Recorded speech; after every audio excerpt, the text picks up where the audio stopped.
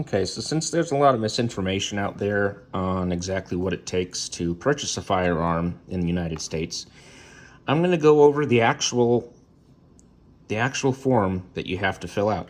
I can't find a local gun store that will allow me to fill this out and actually have a background check performed in person, because it tends to be something that's a little bit that's, well, of course, it's full of a lot of sensitive information, and they're not wanting me to record any of my personal information being put out there. But anyway, this is what we're looking at. In pink, that is what's to be filled out by the seller, by the gun store, the FFL, the Federal Firearms Licensed Dealer. We'll get into that later. First, we have last name, first name, middle name, number and street address, city, state, zip, and county, parish, borough, and all that. All that has to match what's on the identification or driver's license, which is also an identification card of the individual. Your place of birth, U.S. city and state, or a foreign country. For instance, like my dad was born on an army base in Korea, I think it was. Height, weight, male, female, binary, birth date, ethnicity, Hispanic or Latino, not Hispanic or Latino, race, and it goes through all different races. Country of citizenship, United States of America, or other countries, but yeah, you have to be a United States citizen. Then the individual must answer, are you the actual transferee or buyer of the firearm? They must answer yes. If they answer no, and then by default stating that they are purchasing the firearm for someone else, that's a denial. We are not authorized to sell firearms to anyone other than the actual person physically filling out this paperwork. So that would be a denial if, for instance, the Columbine shooters, at that point in time when they wanted to buy their guns that they used, they could not legally purchase firearms. So they had someone else go and make the purchases for them. That's called a straw purchase. This actually happened in San Bernardino, California, a few years back, with the terrorist shootings out there. Those two individuals paid someone to drive up north, I believe into Oregon, to purchase two AR-15s or whatever for them. Another straw purchase. There's many of these situations have taken place throughout the years. By people who can't legally own firearms, they have others go buy them. Anyway, that's 21A. Are you under indictment or information in any court for a felony, or at any other time for which a judge could imprison you for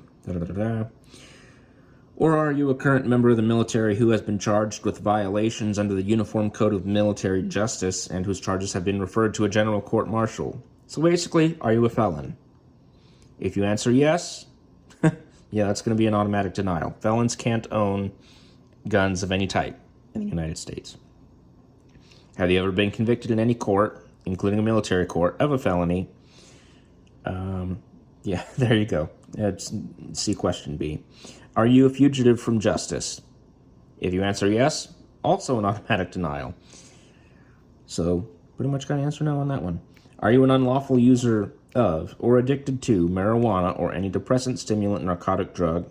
Basically, do you use illegal drugs? Now, yes, some states have legalized the use of marijuana. But the fact is, federally, it's still illegal. You can't possess it on any military installation, even if you're a civilian and living there on that military installation because you have a relative or who is a military member.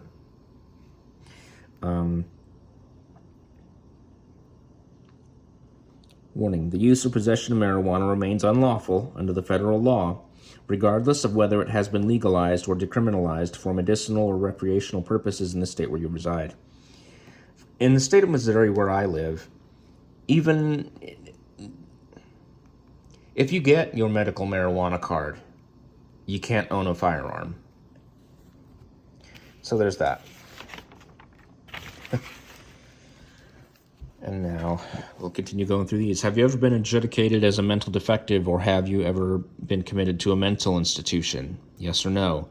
If you answer yes there, it's going to be an automatic denial. Have you ever been discharged from the armed forces under dishonorable conditions? If you answer yes, it's probably going to be a denial there, because you have to do some pretty shady stuff in order to get discharged under a dishonorable condition.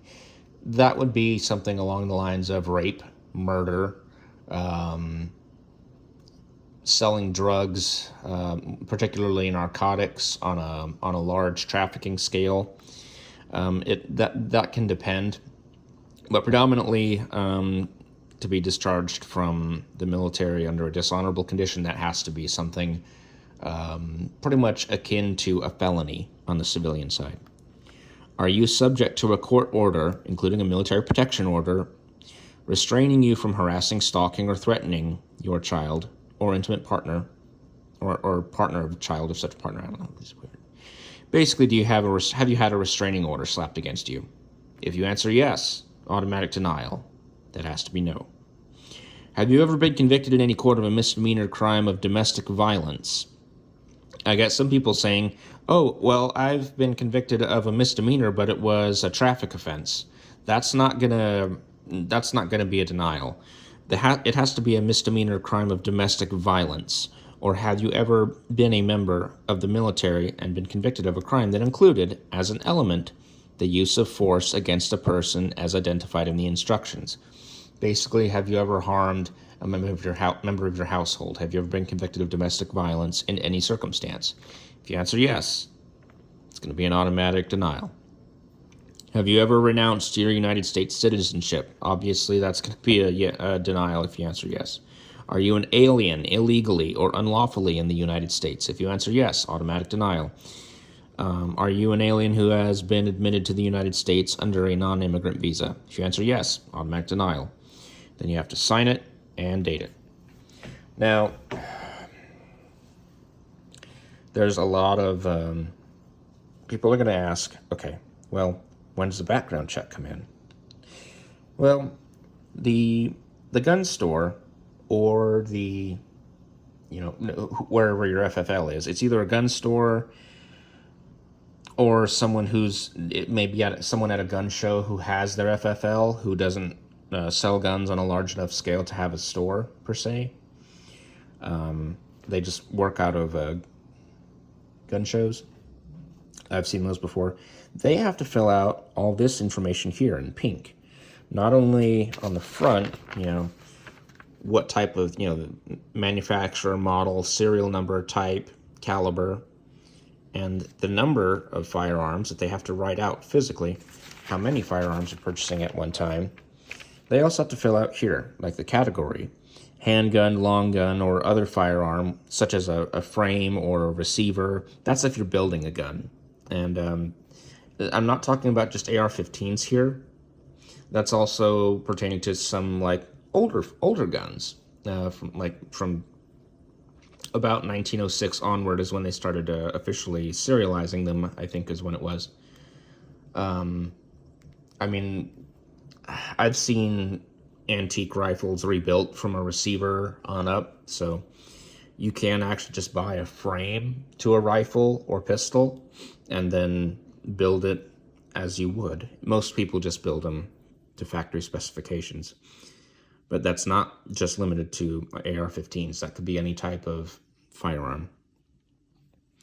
Anyway, long gun, handgun, part. If sailor transfer is at a qualifying gun show or event, the name of the function, the city or state. And again, this is where the dealer has to write down the identification card number or driver's license card number. the identification number is going to be right here. In this case, I'd write Missouri driver's license right here, or Missouri identification card, then the ID number here, the expiration month, day, and year. And this is where we write down whether or not they passed the background check. Some stores may call the NICS to make the determination as to whether it's a proceed, deny, or delay. The gun store I recently worked at had it online, to where they could type into the NICS database online and fill out all the pertinent information, which is all the information here, and they would either be informed that it would be a proceed, a denial, or delay. And we would pretty much know within 5 to 10 minutes. It's essentially what NICS does is perform a federal background check to determine if the individual filling out this paperwork has lied on any of these questions. It will come up if someone has committed any type of felony or any domestic violence or anything like that. For instance, a few years ago, when we had someone walk into a church in Texas with an AR-15 and start shooting, that individual was, how do you say it? That individual took the room temperature challenge, and not just because they were in Texas, where people carry guns, but they were stopped because people were prepared. People who weren't at the church, well, there was one or two individuals at the church who were carrying a gun. They returned fire. That individual left the church and proceeded elsewhere and was stopped by someone else who was not at church. That man was dishonorably discharged from the Air Force for committing an act of domestic violence against his wife. The problem was that the government, in all its wisdom, when they processed his dishonorable discharge paperwork, they did not actually, they didn't process it correctly, so that he was actually able to legally purchase that AR-15 over the counter at a gun store, because the feds, or the Air Force in particular, did not process that dishonorable discharge correctly in such a manner that an application to purchase a firearm would be denied, and it should have been denied. The government messed up, and because of that, innocent lives were put at risk. And that's just one example as to why I really don't trust the government when it comes to certain things. But anyway, if it's approved,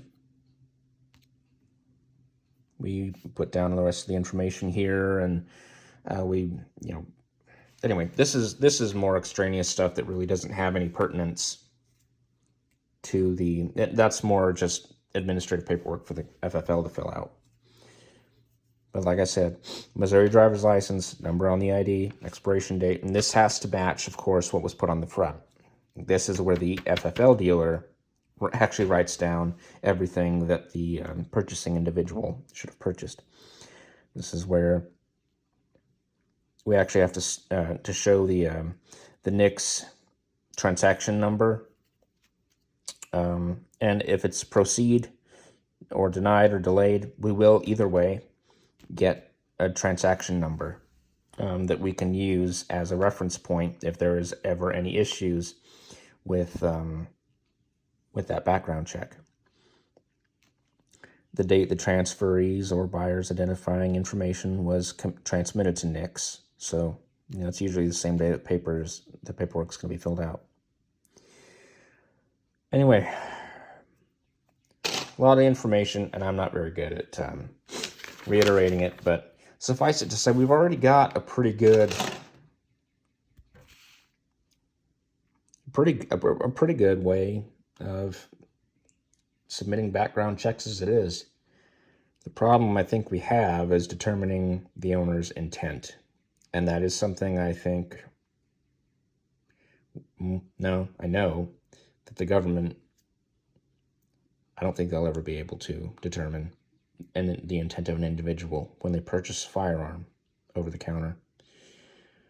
Banning guns is not the solution because people have been killing each other for years with all manner of implements, everything from rocks to, well, and anything you can imagine. Anything you can imagine. Background checks are just one of the many tools that can be used to regulate firearms and to prevent them from getting into the hands of individuals. But this is only useful if the individual is seeking to purchase a firearm over the counter. If they're not, if they're trying to buy a gun from someone in a back alley out of the trunk of their car, this isn't going to do it any good. This isn't going to do any good at all. That's all.